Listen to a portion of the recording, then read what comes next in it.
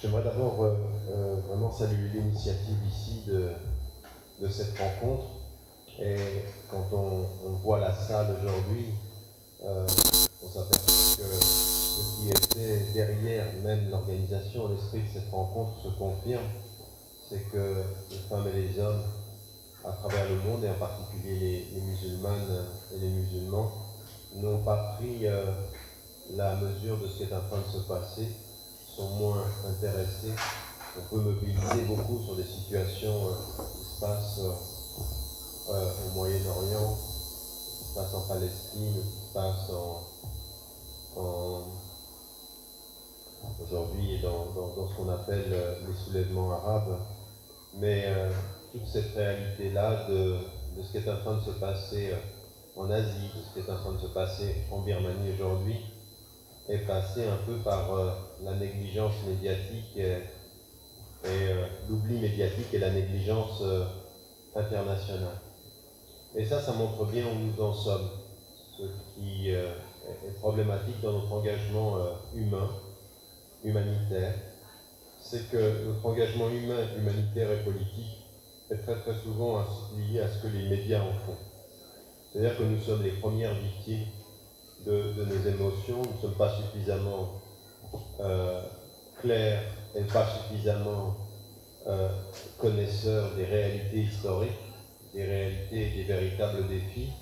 Et donc on suit ce que les médias nous disent quand on nous parle des uns et des autres. Et puis les médias, c'est du pouvoir, donc ça nous parle de ce qui peut se passer parfois. Mais évidemment, on ne couvre pas toujours ce qui se passe en Palestine, donc on a une connaissance tout à fait relative. On ne sait pas très bien ce qui est en train de se passer quant à la persécution, mais très très ancienne, des musulmanes et des musulmans en Chine, par exemple, où c'est quelque chose qui se passe qui est terrible. Et puis alors, en l'occurrence, il a fallu qu'un massacre plus important que les autres se passe en 2012 pour que tout à coup la communauté internationale, eh bien, de ce point de vue, soit un tout petit peu plus au courant de ce qui se passe. Et encore une fois, c'est la conscience humaine qui compte. Si on veut être juste avec nos principes, si on veut être juste avec les êtres humains, il faut qu'on ait une position de principe qui soit claire. C'est partout où il y a de l'oppression, partout où il y a des opprimés, partout où il y a la dictature, ce n'est pas par l'émotivité médiatique qu'il faut s'y engager ou à travers cela, mais par une connaissance approfondie des faits. Alors on vous l'a dit dans le petit clip qui est passé tout à l'heure, qui vient de différentes sources, mais qui avait le mérite de mettre en évidence trois choses. La première des choses, c'est la connaissance historique et géographique du phénomène. C'est-à-dire que ce qui s'est passé en 2012, ce qui s'était passé en 2001, ce qui s'était passé en 92, ce qui s'était passé en 82, ce qui s'était passé auparavant dans les années 70, qui sont des séries, des successions de massacres, des successions des conséquences terribles d'une politique, d'un État qui était une dictature militaire, et bien tout ceci, en fait, c'est un processus qui est historiquement très long, qui commence pratiquement quant à la présence des musulmans très très tôt, 11e, 12e et 13e siècle, où il y a déjà une présence et un vrai problème. Et ce problème, il est lié aussi à la situation géographique, c'est-à-dire qu'on va se trouver historiquement très très tôt vers la stigmatisation, l'identification d'un type de population qui n'est pas simplement lié effectivement, comme il a été dit, à l'ethnie, mais souvent dans cette région, le lien entre l'appartenance religieuse et l'ethnie, et qui va mettre en tension dans la région la présence des bouddhistes, la présence des musulmans, la présence des hindous, la présence également du confucianisme. Pourquoi ? Parce que les musulmans qui vont se retrouver en Birmanie, ils viennent en fait de différents pays. Et si vous aviez regardé sur la carte, et là je préférais que vous mettiez la carte que ma tête, mais pour que vous puissiez suivre, c'est plus important, vous apercevez que la Birmanie est entourée de pays qui vont jouer un rôle particulièrement important. La Chine va jouer un rôle extrêmement important, l'Inde va jouer un rôle extrêmement important, et le Bangladesh d'ailleurs dans sa seule adresse, la seule fois que Aung San Suu Kyi va prendre la parole pour soi-disant prendre une position, mais elle a pris la position de ne pas prendre de position et de renvoyer dos à dos en fait les bouddhistes qui étaient impliqués avec les musulmans qui étaient victimes, mettant indirectement en cause la politique du Bangladesh. Eh bien, sa prise de position a été une position de neutralité qui n'est pas du tout à son honneur. Pas du tout à son honneur. Celle qui a été le symbole de la résistance à la dictature birmane, et bien sur cette question-là, a eu une position, il faut l'appeler selon ce qu'elle est, une position lâche. Alors on nous a expliqué que sa position, elle était due dans le fait qu'elle est dans une situation particulière parce que des élections arrivent bientôt et qu'il faut qu'elle ne perde pas son électorat. Mais c'est bien là le problème, c'est-à-dire qu'il y a une espèce de consensus qui s'est installé aujourd'hui en Birmanie sur le fait de l'acceptation de ce qui est un génocide. Et il faut qu'on soit clair du point de vue du droit, de la terminologie, comme du point de vue de la loi. Parce que c'est aujourd'hui problématique dans la détermination de ce que c'est qu'un génocide, c'est parfois même le terme légal. De quoi parle-t-on? Eh bien, le fait de cibler une population et de penser pour cette population, au nom de son identité religieuse ou culturelle ou ethnique, à l'éliminer et à la faire disparaître, en fait, d'une région tout à fait particulière, soit par l'élimination physique, soit par le rejet. C'est exactement ce qui est en train de se passer. La politique birmane, de ce point de vue-là, de l'État, c'est effectivement d'en faire un État qui soit bouddhiste et qui élimine par la négation du statut juridique, du statut citoyen de cette population, eh bien, toute son identité à l'histoire longue de la Birmanie, comme s'il n'y participait pas, comme s'il n'y avait jamais participé. Or, on ne peut répondre à cette question de la citoyenneté des Rohingyas dans l'histoire birmane que si on revient à une histoire extrêmement longue et que l'on se rend compte que dans cette histoire longue, les tensions et la stigmatisation remontent à des siècles en fait. Ce n'est pas quelque chose qui est récent. Ce qui est récent, ça va être une politique beaucoup plus systématique. C'est le passage de la discrimination à la politique génocidaire. Ça, c'est ce qui va changer, ce qui a changé dans ce dernier siècle et ces dernières décennies.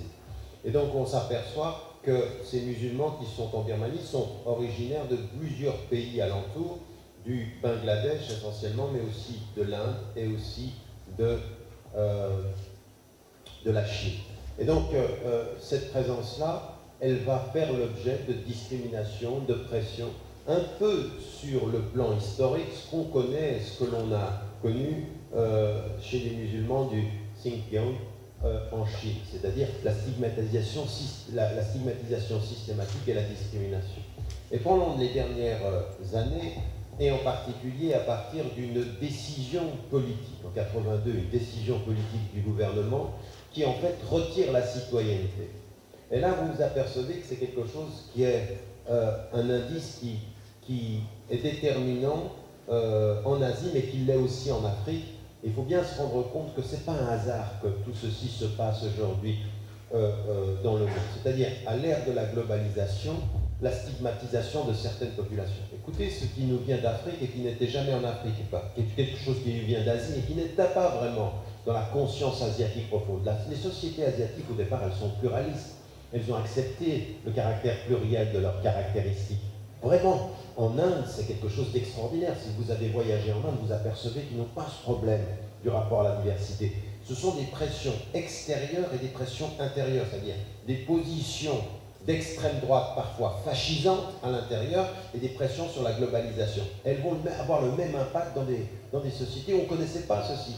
Quand vous allez en Afrique, vous connaissez... Je veux dire, quand vous allez en Afrique, vous voyez les tout-couleurs, les Peuls, les Bambara, tout ça, ça vivait ensemble. Vous alliez en Côte d'Ivoire, vous alliez ensemble. Et tout à coup, quelque chose se passe où on identifie les gens et on commence à les cibler. Des choses qu'on n'avait jamais entendues au Burkina Faso, en Côte d'Ivoire, où on dit est-ce que tu es burkinabé, où on demande l'identité, où on commence en fait à déterminer des positions nationales, nationalistes, racistes et sectaires, et qui vont cibler des populations. Ça arrive en Afrique et ça arrive en Asie. Et c'est exactement ce qui se passe, au point dans la conscience politique birmane, de revoir le reflet de ce qu'on a vu aussi en Inde. Les nationalistes extrémistes de droite en Inde qui vont cibler dans le Gujarat également des musulmans qui sont dangereux. En Birmanie, c'est la même chose. Tout à coup, il y a, au moment où le régime militaire est en train de disparaître, l'émergence d'une société civile, mais avec qui va garder de ce régime dictatorial une politique systématique de discrimination, et qui va se traduire par des décisions sur le plan légal. Première, effectivement, c'est de leur retirer leur citoyenneté. En fait, ce sont des êtres humains qui n'ont plus de citoyenneté, donc qui sont sans État. Et quand vous êtes sans État, vous êtes sans statut. Et quand vous êtes sans statut, vous êtes vulnérable dans tout ce qui va concerner la protection de votre identité, et culturelle, et religieuse, et sociale, et politique, et humaine. C'est-à-dire que vous allez être totalement marginalisé. Alors, c'est là où il faut qu'on fasse attention, savoir qu'effectivement, ceci va se faire sur une caractéristique musulmane, c'est-à-dire qu'effectivement, cette population-là, elle est ciblée. Ça ne se passe pas simplement vis-à-vis des musulmans, c'est majoritairement vis-à-vis des musulmans, mais on a aussi, dans la caractéristique de cette espèce d'épuration culturelle et religieuse, une politique qui va cibler des chrétiens, qui va cibler d'autres musulmans d'autres ethnies, mais ce qui est systématique, c'est ceci. Au nom de l'identité bouddhiste nationale et du nationalisme de droite et d'extrême droite qui s'installe, au nom de ce qui a été une politique militaire, eh bien, la discrimination. On enlève les statuts, et puis ensuite, il y a effectivement un jeu politique dont il faut vous rendre compte que ce que vous avez pu subir en France, eh bien, c'est quelque chose qui a été multiplié par 100 en Asie.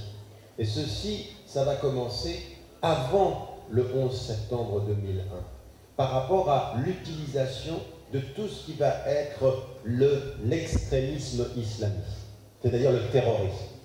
Des répercussions majeures dont on ne parle pas, de ce qui se passe en Afghanistan, de ce qui se passe en Indonésie, de ce qui se passe en Inde, en disant « attention, tous ces musulmans sont potentiellement des alliés des extrémistes, et des alliés d'Al-Qaïda et des alliés des talibans. » Et il va y avoir l'instrumentalisation de tout ce discours-là contre ces musulmans-là en disant « ce sont des alliés objectifs ». Et là, ce que nous on a pu vivre, parce qu'à un moment donné, quand vous étiez en Europe, quand vous êtes en Europe, quand vous êtes en France, quand vous entendez aujourd'hui l'instrumentalisation de ce terrorisme pour des décisions politiques qui sont extrêmement dangereuses, bien on s'aperçoit que ça va être la même chose. Le gouvernement birman va stigmatiser, tuer et aller jusqu'à mener des campagnes. Vous vous souvenez de ce qui se passe en Afghanistan quand les talibans décident de détruire les statues bouddhistes. Ce qui va avoir comme conséquence, ce sont des moines bouddhistes qui vont être à la tête de campagnes, qui vont appeler à la destruction de mosquées et appeler à l'extermination d'un certain nombre de musulmans. C'est-à-dire, c'est la vengeance de ce qui se passe par rapport à ce qui se passe en Afghanistan. Et ça va se passer dans cette région-là. Ça va se passer effectivement contre cette population-là. Destruction de mosquées, exécution sommaire, des viols et puis des déplacements de population, et on va aller jusqu'à des centaines de milliers de personnes déplacées. Donc on est des dizaines de milliers de personnes qu'on va trouver dans l'exécution, dans la mort, dans la destruction, ce que vous avez vu comme sont les images, et celles-ci ce sont des images finales, mais c'est un processus qui s'est renouvelé par rapport à toutes les années. C'est pas en 2012 que les choses se passent, c'est toutes les années que j'ai citées tout à l'heure, et puis c'est effectivement une politique systématique. Et quel est le but?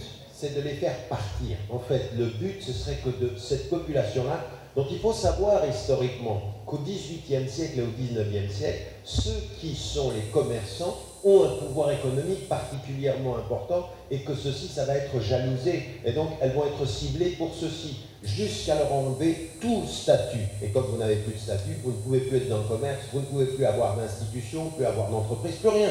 Vous n'êtes rien et vous ne pouvez rien avoir. Et donc, ça, c'est une politique systématique. C'est pour ça qu'on parle de génocide, c'est-à-dire c'est une politique pensée qui va de l'exécution à la démolition, au rejet. Parce que le but, c'est de les renvoyer, comme on dit, ils ne sont pas birmans, donc on les renvoie dans leur pays, le Bangladesh, ou l'Inde, ou la Chine. Ils viennent de là-bas. Et regardez la logique, comme c'est absolument incroyable. Quand vous voyez ce qui était en train de se passer en Côte d'Ivoire, ou ce qu'on a entendu aussi au Sénégal avec la Mauritanie, ou ce qu'on a entendu au Burkina Faso, ou ce qu'on a entendu au Rwanda, qu'est-ce que c'était? Systématiquement le même processus. On les renvoie chez eux. Voulant dire par là, ils ne sont pas des nôtres. Ça n'est pas, ils ne sont pas chez eux ici. Cette idée que chez nous, c'est effectivement bouddhiste, birman, dans l'homogénéité culturelle, un peu le discours de l'apartheid qu'on a eu en Afrique du Sud et qui a été aussi dans la répression et le meurtre, ou alors ce qui est aujourd'hui la politique israélienne avec les Palestiniens. C'est toujours cette même logique, toujours cette même logique-là. Et ceux qui aujourd'hui, dans le silence des communautés internationales, dans le silence de la conscience musulmane, ce qui a été dit par notre sœur tout à l'heure, quand on s'aperçoit, ça ne les intéresse, déjà les Palestiniens ne les intéressent pas. Mais alors, les Rohingyas, ils ne savent même pas que ça existe. Ils n'ont même pas envie de savoir. Et donc, on s'aperçoit que tous les symboles, au moins quand vous aviez quelqu'un en Afrique du Sud comme Nelson Mandela, quand il se lève en face de la communauté internationale et puis qu'on lui dit maintenant tu es devenu le symbole de la paix, il dit amenez-moi les gens de Palestine, amenez-moi le Hamas et je discute avec eux parce que c'est des gens élus. Là au moins vous avez quelqu'un de courageux, pas quelqu'un qui sort, qui va voir le président Barack Obama et qui, au cœur des massacres en août, se tait et quand on vient à parler en novembre 2012, dit eh bien ils sont co-responsables, moi je suis là pour la réconciliation. Aung San Suu Kyi, qui a été cette personne qu'on a mis en avant, a fait de ce point de vue-là l'acte de lâcheté le plus grave, parce qu'un acte de réconciliation, c'est pas de nier que son peuple a tort, c'est de confronter le peuple avec ses propres exactions, sa propre politique et la haine, parce qu'on en est arrivé aujourd'hui à nourrir dans ce peuple-là la haine, et les gens sont stigmatisés sur leur religion. C'est-à-dire que quelle que soit votre origine, ce qui a été dit par notre frère tout à l'heure, avoir deux noms, essayer de passer entre les gouttes de cette répression sur la stigmatisation de votre identité musulmane, eh bien, voilà ce qui est en train de se passer aujourd'hui en Birmanie.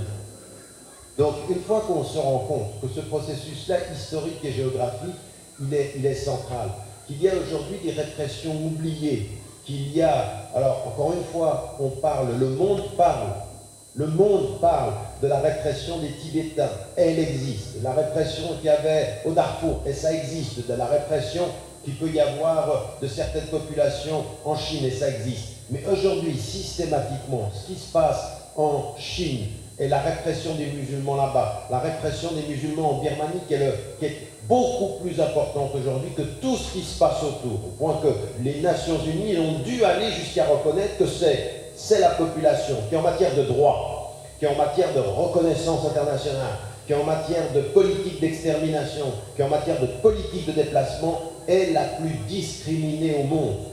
La plus discriminée au monde et dont on parle le moins. Et il faut se poser la question de savoir pourquoi. Et ajouter à cela la rhétorique systématique de « attention, ces musulmans sont en lien, peuvent être en lien avec les terroristes. Et les terroristes vont justifier, au point qu'on justifie aujourd'hui des politiques d'extermination et des politiques de discrimination, des politiques génocidaires sur tout le discours ambiant qu'il y a sur l'islam, l'extrémisme violent. Et donc, de là où vous êtes maintenant, il faut que vous fassiez un pas en arrière. À un moment donné, il faut comprendre. Il ne faut pas simplement, moi, ça ne m'intéresse pas que vous veniez à une rencontre ici, puis que émotionnellement, tout à coup, vous ayez un coup émotionnel. Et puis non, il faut comprendre les raisons profondes de ce qui est en train de se passer dans le monde aujourd'hui. Parce que tout ça, c'est lié. Et de là où vous êtes en France, vous commencez à développer une réflexion. Qu'est-ce qu'on est en train de faire? De qui se moque-t-on? Et qu'est-ce qu'on essaye de faire? Aujourd'hui, il y a en Asie, par rapport à la présence musulmane, à l'installation des musulmans, à la présence de ces musulmans, que ce soit en Inde, le pays où il y a une population musulmane, il y a plus d'1 milliard de population, mais je veux dire, il y a une population musulmane aujourd'hui extrêmement importante et qui vit dans certaines régions des discriminations inacceptables. Dans d'autres, ils ont réussi à vivre dans la diversité. En Birmanie, on assiste aujourd'hui à une politique génocidaire. En Chine, à une politique aujourd'hui de totale discrimination par rapport aux populations musulmanes et à leur réalité. Vous vous souvenez quand on parlait des Jeux Olympiques et quand il y a eu toute cette campagne, on a été obligé, quand on a parlé du Tibet, de parler des musulmans. Aujourd'hui, en Asie, il y a une vraie politique de stigmatisation. Et ça, c'est basé sur le fait religieux. Et la Birmanie, il faut l'entendre, parce que plus vous en parlerez, plus vous comprendrez ce qui se passe, plus vous serez à même de faire en sorte que cette région du monde, elle devienne aussi particulièrement importante. On n'a pas le droit de sélectionner les opprimés. On n'a pas le droit de dire que les seuls opprimés qui nous touchent, c'est les Palestiniens, ou ce sont dont on parle les médias. On n'a pas le droit, les opprimés sont les opprimés, où qu'ils soient. Et eux en particulier, quand on leur a enlevé les papiers, qu'on leur a enlevé leur identité, qu'on leur a enlevé leur nationalité, qu'on a tout enlevé, leur travail et ils ne peuvent même pas se déplacer, ils vivent dans des camps de concentration. Ça s'appelle comme ça. Le camp de concentration, ce n'est pas simplement ce qu'on a vécu en Europe dans les années 40. Le camp de concentration, ce sont des camps fermés, où des personnes sont enfermées, sans dignité, parfois torturées, parfois violées, et dont on ne peut pas sortir. Ce sont des prisons à ciel ouvert. Vous avez Gaza d'un côté, et vous avez ce dont on parle ici. Et donc tout ceci, il faut que vous soyez au moins cette conscience-là, et que vous compreniez que tout le débat aujourd'hui, toute la rhétorique internationale sur le terrorisme est en train de permettre à des États, des politiques, en disant, mais attendez, on a affaire à des terroristes, donc c'est normal qu'on les traite comme ceci. On justifie l'inhumain par l'inhumanité de ceux qu'on considère comme des terroristes. C'est-à-dire, et après, pourquoi vous les considérez comme terroristes? Ah, parce qu'il y a des liens, et des liens qu'on invente. Des liens qu'on invente. On est allé tuer de l'Irakien en nous disant qu'il y avait Al-Qaïda en Irak. Après, on nous a dit que c'était des mensonges. Voilà ce qu'on a fait. On a tué. Aujourd'hui, je vous l'avais dit et je l'avais écrit, un jour viendra où vous entendrez ce qu'a dit votre Premier ministre, le président en France, vous entendrez ce qui est passé par pertes et profits du discours. Après l'affaire Merab, ici dans ce pays, le Premier ministre a dit: nous sommes aujourd'hui en face du terrorisme et nous combattrons le terrorisme partout où celui-ci s'installe. Et j'avais écrit à ce moment-là, vous allez voir que bientôt on va justifier une intervention au Mali. Parce qu'au Mali s'est installé ces terroristes et en fait, le terrorisme du Mali, ce qui nous intéresse, c'est ce qu'il y a sous le sol. Des ressources pétrolières aussi importantes qu'il y a en Algérie. Et voilà que tout à coup, il y a une semaine, eh bien, qu'est-ce qui se passe? Tout à coup, la justification de l'intervention et des liens avec le terrorisme et les otages. Et on se dit, attendez, vous n'allez quand même pas nous prendre pendant des années pour des imbéciles. Eh bien oui, parce que nous sommes des imbéciles. Parce que nous sommes des imbéciles émotifs. Parce que nous réagissons à l'émotion et pas dans la vision longue. Le rejet de tous ceux qui sont au Mali ou de tous ceux qui sont en Afghanistan, il n'y a pas de doute. Mais ça ne peut pas justifier d'aller tuer ou de laisser tuer des gens. Donc toute cette conscience internationale doit vous ramener aujourd'hui à la Birmanie en faisant aussi une des priorités du discours politique, en disant on ne laissera pas ce peuple se laisser exterminer. Alors d'abord c'est la conscience, c'est le discours, et puis c'est le soutien financier. Et eux, ce dont ils ont besoin maintenant, c'est comment se fait-il qu'une population qui était là avant même certains qui sont au pouvoir en Birmanie soit aujourd'hui voit aujourd'hui son statut de citoyen n'être pas reconnu en disant vous êtes des étrangers. Je veux dire, c'est 1000 fois pire que ce que vous pouvez dire, parce que vous, aujourd'hui, vous avez le passeport français, on vous dit encore, mais t'es pas net comme français. Mais pas être comme français, ça reste quand même, vous avez le papier. Ils l'ont plus, on leur a pris. Et ils étaient parfois birmans avant ceux qui leur disent ça.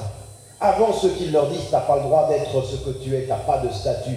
Et donc, aujourd'hui, cette conscience-là de ce qui se passe en Birmanie, il faut en parler, il faut le dénoncer, il faut, si vous pouvez, comme ça a été fait, ben certains peuvent voyager. Surtout, ce qui est le plus important, c'est pas d'aller simplement là-bas, c'est ce que notre sœur Mouna a fait, c'est-à-dire revenir et témoigner, et de ce témoignage, développer une conscience, mais une conscience, s'il vous plaît, plus politique qu'émotive. C'est-à-dire comprendre de ce dont on est en train de nous parler, et puis savoir faire la part des choses. C'est-à-dire être clair sur l'extrémisme violent, on n'en veut pas. Mais on ne peut pas justifier au nom de la lutte contre l'extrémisme violent des politiques génocidaires, des politiques discriminatoires, des politiques d'exécution sommaire, de destruction de mosquées, de destruction d'habitats, de déplacement de population, en nous disant ces gens-là sont un danger pour la nation.